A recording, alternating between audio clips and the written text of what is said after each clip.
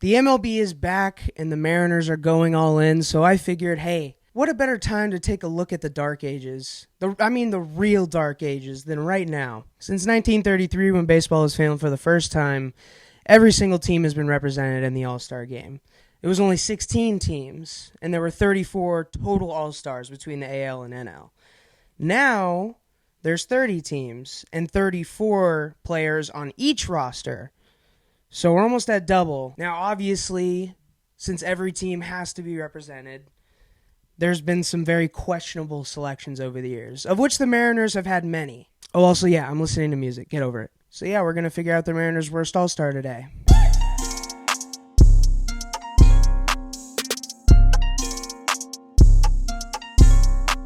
The Mariners have been sending players to the All-Star game for 44 years, and they've had 47 different players go.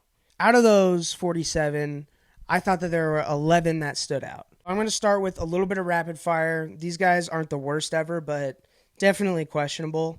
We got Brandon League. He, solid season, not an all-star.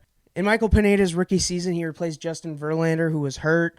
Again, good season. Should he have been an all-star? Probably not, especially when you consider Jared Weaver was 8-2 with a 1.84 ERA.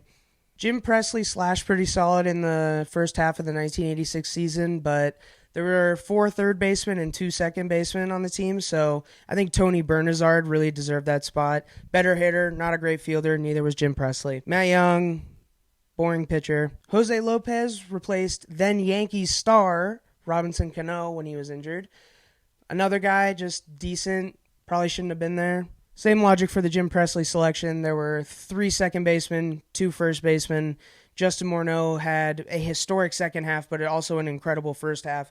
Definitely deserved to be an all-star a year earlier than he would eventually get it. For these next two, if you're a Mariners fan, you know very well that these all-star selections were deserved. But if you're not a Mariners fan, they will make you double take for a second. I want to be clear. These two were like maybe the best relievers in the game. Their respective seasons, they were selected to the All-Star game, but before and after that, Shigetoshi Hasigawa was pretty much perfect in 2003. He went on a crazy run in the first half in the setup spot and then eventually took over to close. He went 16 for 17 in saves and almost perfect in setup as well. The reason this one's weird is he was just very mediocre before and after this season. Next one, pretty much the same story. Edwin Diaz. Edwin Diaz was arguably the best closer in baseball in 2018. If you look at his numbers after he got traded to the Mets with Robinson Cano, it's not good. Here's where this list really begins. The top 4 worst Mariners All-Stars of all time. Coming in at the number 4 spot, we got Jeffrey Leonard. Jeffrey Leonard was by no means a terrible baseball player, but he had no business being in the All-Star game. Ever heard of Robin Yount? Paul Molitor? Carney Lansford? Alright, I didn't know who Carney Lansford was, but the point still stands. Those 3 deserve to be in the Midsummer Classic, far above Jeffrey Leonard. By the way, Carney Lansford, quality ball player. He earned himself a .336 average, which actually won him the batting title in 1981. And oh yeah, that team he was on in 1989, the world champion Oakland Athletics. But that's not even my replacement. My replacement is going to be Mariners legend Alvin Davis. Yeah, what the fuck? If Alvin Davis gets that spot, we're still following the rule. Every team gets represented. So why didn't he? Jeffrey Leonard technically made the team as a DH, and Alvin Davis was an outfielder, but if you make it as a DH, fucking put in whoever. He slashed better than everyone I mentioned before, especially better than Leonard, who slashed 5th on his own terrible Mariners team. Rupert Jones actually had a better season than Jeffrey Leonard did in 1989, so why is he higher on the list? You ever heard of Lyman Bostock?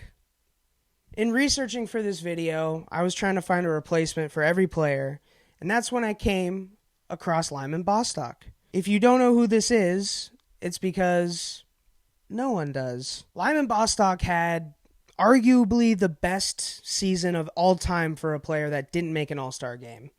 Before the break, he slashed .331, .470, and .864 with 42 RBI. And, I bet you think he slowed down there?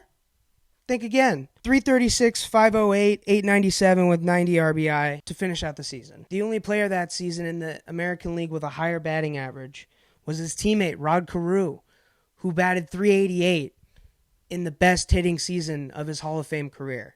Unfortunately, the reason that not a lot of us have heard of Lyman Bostock is his life was cut short on September 23rd, 1978, while he was visiting his uncle in Gary, Indiana. You can look up the details on the story. I don't want to get too much into it. I want to keep this more of a lighthearted video, but that really was his only opportunity to make an All-Star game. It just sucks it had to be, a mediocre Mariner that took that away from him and his family. Number 2, all right, energy. Let's get back on track.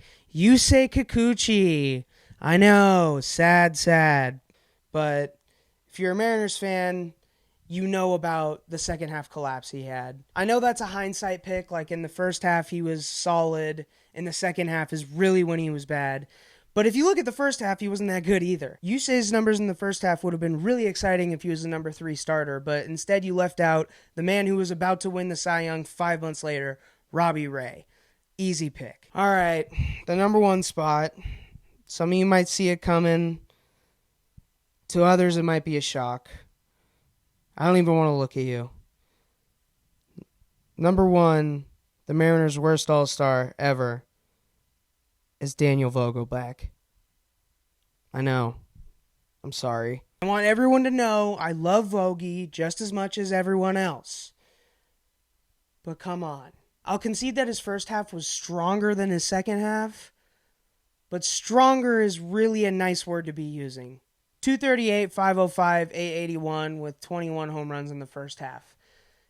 That's solid. It's okay for a major league player. It's a very solid major league hitter. At no point in the season was he good enough to hold out guys like Nelson Cruz, Tim Anderson, Rafael Devers, even Yuli Gurriel, and don't fucking talk to me about positions. He was in as a third-string DH. I'm not going to sit here and act like I didn't love seeing Bogey's goofy smile out there on the baseline before the game, but when you're talking about legacy, also the video of the Mariners locker room going nuts when Yusei Kikuchi got the nod for the All-Star game, that warmed my soul so much. But do we really need to see him suit up just to not pitch at all? I know some of these players don't really care about the accolades, but those are really what distinguishes the good from the great when we look back on history. Maybe Lyman Bostock is someone anyone would have heard of if he makes that All-Star game. Although maybe not, because no one's heard of Rupert Jones either. I'm going to do a little fourth wall break. When I was writing this, I kept trying to force myself to pick a side. Do I like the rule? Do I hate the rule? And I really don't want to just end the video by just being like, I don't know, bye.